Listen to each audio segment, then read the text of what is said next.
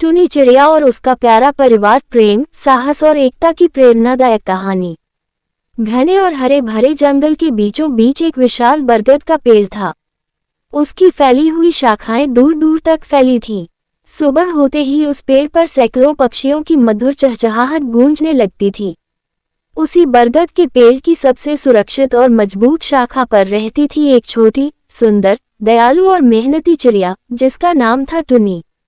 टुनी का दिल बहुत बड़ा था। वह कभी किसी का बुरा नहीं सोचती थी। उसका छोटा सा परिवार ही उसकी सबसे बड़ी दुनिया था। उसके पति टीनू भी बहुत मेहनती, ईमानदार और समझदार थे। दोनों के 3 प्यारे बच्चे थे, चीकू, पीकू और मीनू। तीनों बच्चे बहुत चंचल थे। वे पूरे दिन घोंसले में खेलते, गाना गाते और अपनी मां के लौटने का इंतजार करते। हर सुबह सूरज की पहली किरण के साथ टुनी और टीनू भोजन की तलाश में निकल जाते। कभी वे गेहूं के दाने लाते, कभी बाजरा, तो कभी छोटे छोटे मीठे फल। वे हमेशा पहले अपने बच्चों को खिलाते और बाद में स्वयं भोजन करते। टुनी अपने बच्चों से कहती, बेटा, मेहनत करने वाला कभी भूखा नहीं रहता और जो दूसरों की मदद करता है, भगवान हमेशा उसकी रक्षा करते हैं।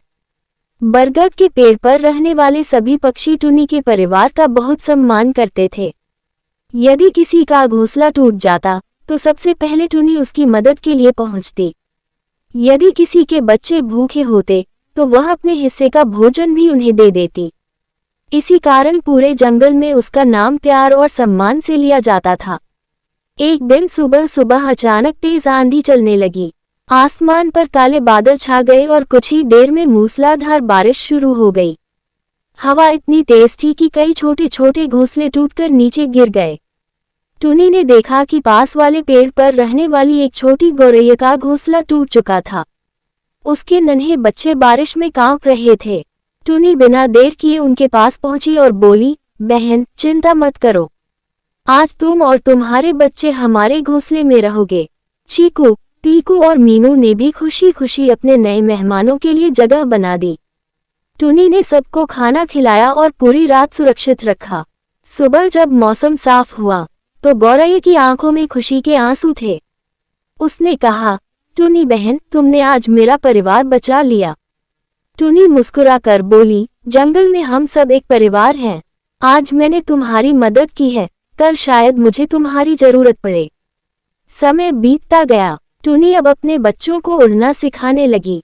सबसे पहले चीकू ने छोटी सी उड़ान भरी, फिर पीकू और आखिर में मीनू ने भी अपने पंख फैलाकर हवा में उड़ना सीख लिया। तीनों बच्चों की खुशी देखने लायक थी। लेकिन उसी जंगल के बाहर एक लालची शिकारी रहता था। उसने सुन रखा था कि इस जंगल में बहुत सुंदर पक्षी रहते हैं। उसने सोचा, यदि मैं इन्हें पकड़कर शहर में बेच दूं, तो मुझे बहुत पैसे मिलेंगे। अगली सुबह वह बड़ा जाल, रस्सियां और पिंजरे लेकर जंगल में आ पहुंचा। उसने बरगद के पेड़ के नीचे ढेर सारे दाने बिखेर दिए और उनके नीचे महीन जाल छिपा दिया। दूर से लौट रही टुनी की नजर जमीन पर पड़ी। उसे कुछ अजीब लगा। उसने ध्यान से देखा तो समझ गई कि दानों के नीचे जाल छिपा हुआ है। वह जोर से चिल्लाए, रुको, कोई भी नीचे मत उतरना। सभी पक्षी तुरंत रुक गए। तभी झाड़ियों के पीछे छिपा शिकारी गुस्से से बाहर निकला। अरे, इस छोटी सी चिड़िया ने मेरी पूरी योजना खराब कर दी। उसने जाल खींचा, लेकिन उसमें कोई पक्षी नहीं फंसा था। वह गुस्से में बोला, आज तो बच गए, लेकिन मैं कल फिर आऊंगा। उस रात पूरे जंगल में डर का माहौल था। किसी की आंखों में नींद नहीं थी। टुनी ने अपने बच्चों को समझाया, याद रखना, लालच हमेशा मुसीबत लेकर आता है। अगली सुबह टुनी और टीनू भोजन की तलाश में निकल गए। जाते समय उन्होंने बच्चों से कहा, जब तक हम वापस न आए, घोंसले से बाहर मत निकलना। उधर शिकारी इस बार पहले से भी बड़ी तैयारी करके आया। उसके पास 2 बड़े जाल, कई पिंजरे और पक्षियों की आवाज निकालने वाली सीटी थी। उसने घोंसले के पास चमकदार लाल फल और सुनहरे दाने रख दिए। चीकू बोला, माँ ने बाहर जाने से मना किया है। पीकू ने भी कहा, हमें इंतजार करना चाहिए। लेकिन मीनू छोटे होने के कारण खुद को रोक नहीं पाया। वह धीरे धीरे नीचे उतरा और जैसे ही उसने एक दाना उठाया, फटाक, एक बड़ा जाल उसके ऊपर गिर पड़ा। माँ, बचाओ, उसकी चीख पूरे जंगल में गूंज उठी। मीनू की चीख सुनकर पूरे जंगल में हलचल मच गई। ऊपर घोंसले में बैठे चीकू और पीकू डर के मारे रोने लगे। उसी समय कालू कौवा उड़ता हुआ वहां पहुंचा। उसने देखा कि मीनू जाल में बुरी तरह फंसा हुआ है और शिकारी धीरे धीरे उसकी ओर बढ़ रहा है। कालू कौवा बिना एक पल गंवाए तेजी से उड़कर टुनी और टीनू को खोजने निकल पड़ा। वह जोर जोर से कांव कांव करता हुआ पूरे जंगल में खबर फैलाने लगा। कुछ ही देर में टुनी और टीनू घबराए हुए वापस पहुंचे।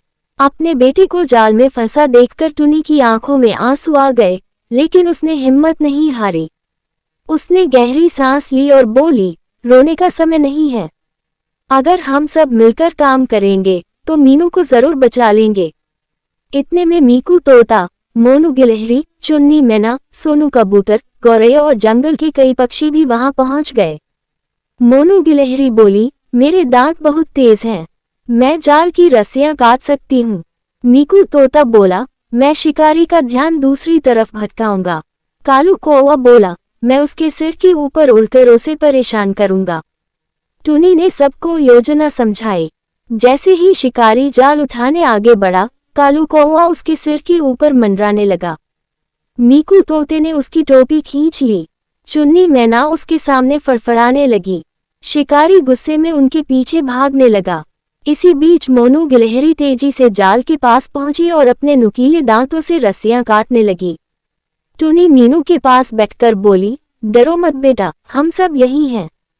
धीरे धीरे एक एक करके रस्सियां कटने लगी। आखिरकार आखिरी गांठ भी खुल गई। मीनू तुरंत जाल से बाहर निकला और उड़कर अपनी मां से लिपट गया। पूरा जंगल खुशी से चहक उठा। लेकिन तभी शिकारी वापस मुड़ा। उसने देखा कि मीनू भाग चुका है। उसका गुस्सा सातवें आसमान पर पहुंच गया। वह चिल्लाया, अब मैं पूरे जंगल के सभी पक्षियों को पकड़कर ले जाऊंगा। अगली सुबह वह पहले से भी बड़ा जाल, कई पिंजरे और एक लंबी सीढ़ी लेकर आया। उसने पूरे बरगद के पेड़ को चारों ओर से घेरना शुरू कर दिया। कालू कौवा ने तुरंत खतरे की सूचना दी। कुछ ही मिनटों में जंगल के सभी पक्षी एक जगह इकट्ठा हो गए। टुनी ने कहा, आज हमारी सबसे बड़ी ताकत हमारी एकता है। यदि हम सब साथ रहेंगे तो कोई हमारा कुछ नहीं बिगाड़ पाएगा।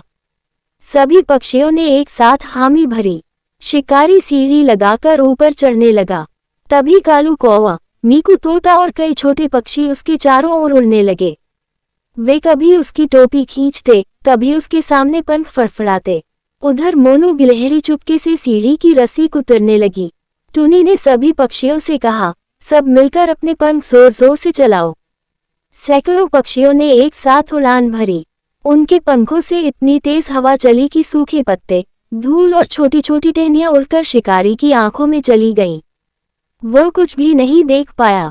उसी समय सीढ़ी की रस्सी टूट गई। धड़ाम, शिकारी जमीन पर गिर पड़ा। उसके हाथ से पिंजरे छूट गए और उनके दरवाजे खुल गए। वह डर गया। उसने चारों ओर देखा, सैकड़ों पक्षी एक साथ उसके ऊपर मंडरा रहे थे। अब उसे समझ आ गया कि इस जंगल के पक्षियों को हराना आसान नहीं है। वह घबरा कर बोला, मैं फिर कभी इस जंगल में नहीं आऊंगा। इतना कहकर वह अपना सामान छोड़कर भाग गया। शिकारी के जाते ही पूरे जंगल में खुशी की लहर दौड़ गई। सभी पक्षी टुनी और उसके परिवार की बहादुरी की प्रशंसा करने लगे। मीनू अपनी माँ के पास आया और बोला, माँ, मुझे अपनी गलती समझ आ गई। अगर मैं लालच में न आता और आपकी बात मानता तो यह मुसीबत कभी नहीं आती। टुनी ने प्यार से उसके सिर पर पंख फेरा और कहा, गलती हर किसी से होती है, लेकिन जो उससे सीख लेता है वही सच्चा बुद्धिमान बनता है। उस दिन पूरे जंगल में उत्सव मनाया गया। सभी पक्षियों ने मिलकर दाने और फल बांटे। बच्चों ने खेल खेले, गीत गाए और बरगद का पेड़ फिर से खुशियों से भर गया। समय बीतता गया। चीकू, पीकू और मीनू बड़े होकर बहादुर, मेहनती और दयालु पक्षी बने। वे हमेशा छोटे पक्षियों की मदद करते और अपनी माँ की सीख सभी को बताते। परिवार सबसे बड़ी ताकत है, एकता सबसे बड़ा हथियार है और बुद्धिमानी से हर कठिनाई को हराया जा सकता है। जो दूसरों की मदद करता है, प्रकृति भी हमेशा उसकी रक्षा करती है। तब से बरगद का वह विशाल पेड़ केवल एक पेड़ नहीं रहा, बल्कि प्रेम, विश्वास, साहस और एकता का प्रतीक बन गया।